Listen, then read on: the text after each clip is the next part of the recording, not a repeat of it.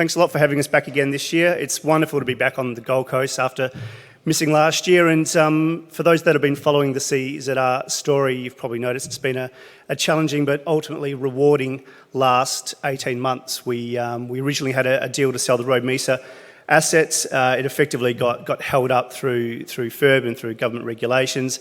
But then earlier this year, we really had quite a start with a couple of takeover offers, both at the corporate level, at the asset level, which ultimately resulted in Rio Tinto and the Robe River joint venture partners being successful. And happy to say that we finally closed that deal last week, $75 million cash just for that single asset. So as you can see, we've got the cash in the bank now. As Paul just mentioned, we're embarking on that next phase of rapid growth, and we just announced this morning that we're now off and running at Croydon, an amazing asset that has had very, very little attention over the past 5 years, but we're finally back out there now drilling. Just the normal disclaimers.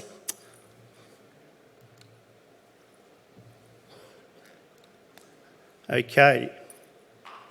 Investment proposition for CZR. It's a very, very simple investment proposition. You can see currently trading at 27 cents gives us a market cap of $64 million, yet we've got cash in the bank of 69. So we're effectively trading currently at a discount to our cash backing, yet we've got an amazing set of assets as well. Now, obviously, the reason for that is we only just closed the deal last week, and we have only just announced today that we're back out drilling again. Our assets, as I mentioned, have had very little exposure over the past 4 to 5 years because the focus was very much on monetising Robe Mesa, which, like I said, we've now just done.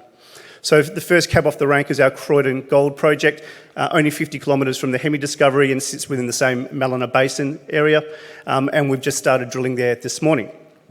We've also got a really highly prospective VMS deposit, our Eddamulla Copper Project. Again, sits in a Tier 1 location near Golden Grove in the midwest of Western Australia, and the intention is that we'll be out there in the coming months to start drilling at that project as well. And the other important point is with our iron ore assets, while we sold off our primary Robe Mesa asset to Rio Tinto, we have retained a whole lot of other iron ore assets within the West Pilbara. So we've got a large exposure there still. We know very much what to do when it comes to West Pilbara iron ore. We've just proven that we were able to monetise an asset for $75 million. And overall, given the iron ore, the copper and the gold, we're really looking to go again. So we're cashed up. We're looking to develop these assets and then effectively monetise them again.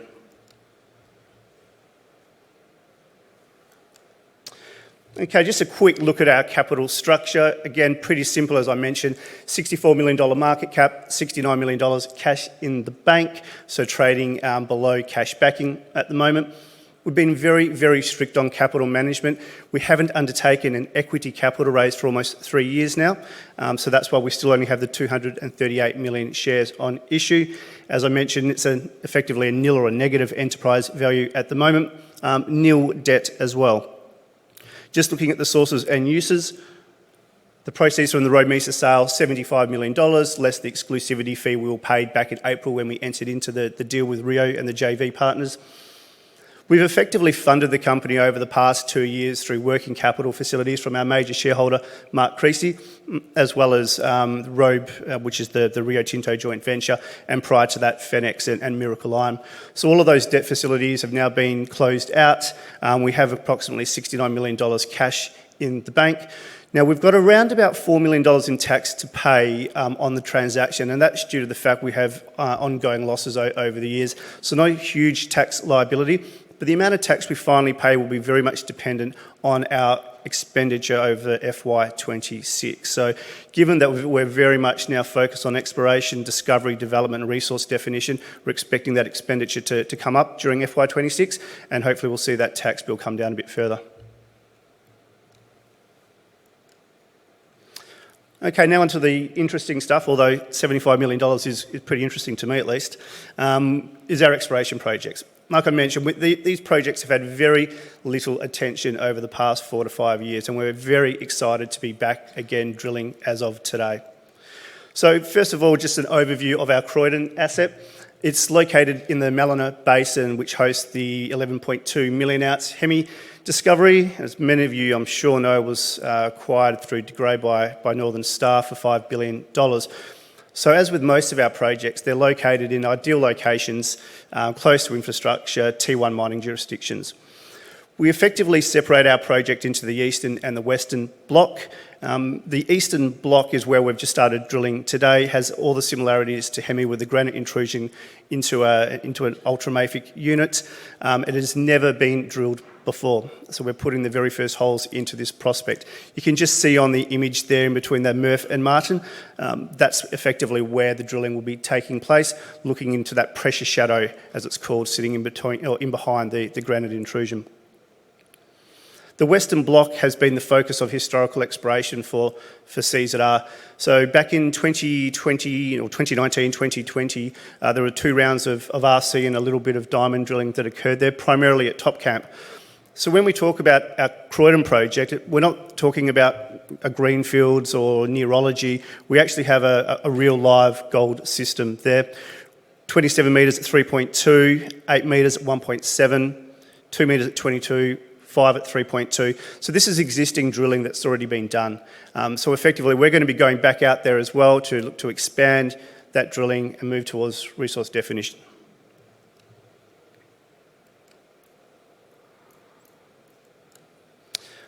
Okay, I'll just start on the eastern block first, given, as I mentioned to start off with, this is where we've started drilling today. So there's been no drilling in the past over at the eastern block. It is under shallow cover, so geochemistry doesn't really give us a good sense. So what we've completed is a gravity survey, and what you can see on the gravity survey there is on the right-hand side of the image, that's the granite intrusion coming in, very similar to what you see up the road at Hemi. And on the left-hand side, you can see the folded ultramafic units coming through. In between that, we've got a large 6 kilometre long gravity anomaly that has no geochemistry, no drilling into it. So the plan is that we'll be out there drilling those lines. We've got about 180 air core holes. That'll take us approximately 3 weeks to complete, and we're expecting assays to start flowing in around November. So once we've got those results back and we define up the anomalies, we'll be back out there to do the proper RC drilling, looking to make a discovery out there for the first time. Over on the western block, and as I mentioned, this has historically been where most of the exploration focus has been. There's 2 styles of mineralisation that we're targeting. The first is the quartz-hosted gold, which sits in the Malina sediments. So those grades I just had on the previous slide, that's the type of mineralisation. It's like an epithermal style of mineralisation sitting above what we think to be an intrusion. So the second style there is your Hemi-type mineralisation, so intrusion-style mineralisations. And that's what they found up at Hemi and just up the road from us as well at Taurana, which has over 500,000 ounce, also part of Northern Star now. So if the image on the right-hand side shows the work that we've done over on the western block. So what we're really chasing here is some structural complexity, giving an opportunity for those intrusions to punch up through the basement into the Malina and then effectively dump the gold, which is what we're seeing. You can see, unfortunately I don't have the pointer here, but there's some folding within the Malina sediments there, and you can see our main prospect. So Top Camp down the bottom that's been truncated by a fault, and up there at Bottom Camp as well. And we just put an announcement out this morning that not only are we looking to start drilling at the eastern block that I've just mentioned, but shortly we'll be looking to also get out here to Top Camp and to Bottom Camp to do some extensional drilling, going deeper, chasing these Hemi-style intrusions, but also really focusing on getting the ounces and working towards resource definition. Okay, so just honing in on Top Camp now. The image on the right-hand side shows the soil geochemistry, obviously hot colours being strong and cold colours not so. The wireframes there show the mineralised lodes, and that's from the existing drilling that we've already done. The black dots, which might be a little difficult to see, that is historical drilling. We've got about 25 to 30 holes that have been drilled in there. It covers approximately 550 to 600 metres of strike, remains completely open. You can see the underlying geochemistry shows that it continues to the north, to the south, and we also have these parallel structures and stacked lodes that also you can see continuing off to the left-hand side and the right-hand side. So the plan is that we'll be heading out there shortly, extending that drilling to the north, to the south, and off to the west as well. Importantly, the gravity work that we did some time ago, back in 22-23, showed there is a large anomaly sitting underneath it, which is interpreted to be a potential Hemi-style intrusion. So what we're looking for is what's driving all of this gold that's sitting up near surface. Where is it actually coming from? So we've also got some deeper holes planned into that. And again, we plan to be out there drilling later in the quarter. At Bottom Camp, as I mentioned before, it sits on the western block as well. It's only about 6 kilometres away from Top Camp, so we've got quite a lot of prospects to work up through here. We've only drilled 3 holes into this prospect, 500 metres apart, so very, very wide scout-based drilling, and this again was done back in 2020, so it's been 5 years since we've been out here.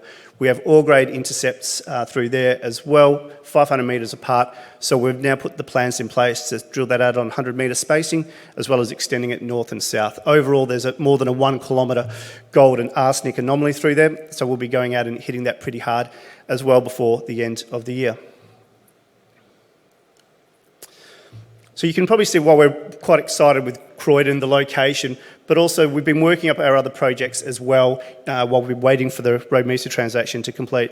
A really important one for us is down at Butterdoo, which hosts our Eddamerta copper, it's a VMS deposit, as well as our Butterdoo vanadium titanium magnetite project. Ideal location, again, all sealed roads just south of Yalgoo and a short trip into Geraldton, so ideally located. But importantly, you can see the geology map there.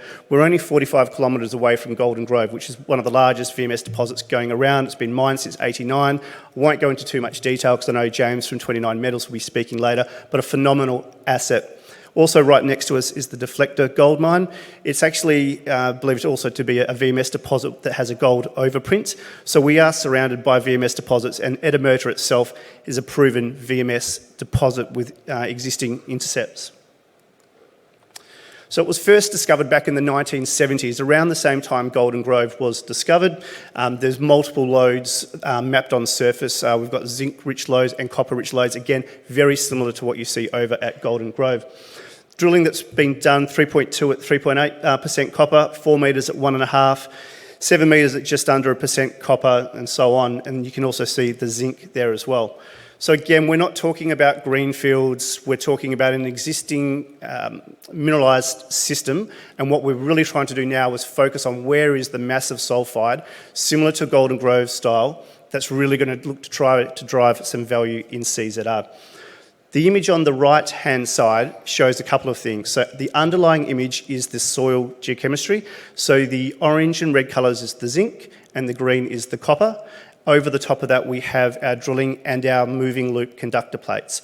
So back in June this year, we completed a moving loop EM survey over this, about 1.82 kilometres long. And what we've been able to identify is a series of very, very strong conductors, most of which have not been drilled before. So effectively, previous drilling has really just scratched the surface. Again, the image on the right shows those conductor plates, but just in a 3D view, so looking down, and you can see the previous drilling, and the coloured discs are the copper discs there. So most, as you can tell from that image, most of that drilling has not intersected those plates. So we have a plan to head back out there. We have about 3,000 metres of RC to drill. 11 holes have been planned. And we're really excited about this particular area because they can occur in clusters, VMS deposits. Just a little bit of a schematic section there as well, where we've overlaid our conductor plates on the long section from Golden Grove, just to show what it looks like. And you can see, even compared to Golden Grove, it really is just touching the top of these VMS systems. In fact, it wouldn't have even hit Scuddles, which was the first deposit that was mined at Golden Grove. So again, another very, very exciting project for us to get out and start exploring. And now the third pillar of our exploration portfolio is Yarraloola. Now, obviously, this is an exciting project for us because it's already delivered $75 million cash to CZR. We only sold one part of this project to Rio and the joint venture partners, which was Road Mesa. The retained tenements you can see there in blue, and the red colour is the channel iron deposit, or the iron ore that still remains. Our focus is now going to be on developing up Peters Creek to the north and Darnells to the south. So we know this area very well. We know what the market expects from export grade iron ore. We still have our joint venture share in our Ashburton Link port export facility. So we're going very hard at this as well, going to develop this up, look to rapidly move it to resource definition, and then from there, look again to try to monetize this asset as well. So again, plan to be out here towards the end of the year. As with most things, and you might hear this a bit today, heritage dependent, and as long as we can get through that, we'll be out there drilling. Okay, just onto the last slide and just bringing you back again to our investment proposition. Again, very, very simple. We've got a market cap of only $64 million. We've got cash of $69 million. We are fully funded. We have no requirement for a dilutive equity raise, and we haven't raised equity since 2022. It says here drilling's imminent. That's because we hadn't started yet. We've started today, so expect results to start flowing through in the next few months. We're really excited about the rest of our asset portfolio that we'll be exploring soon.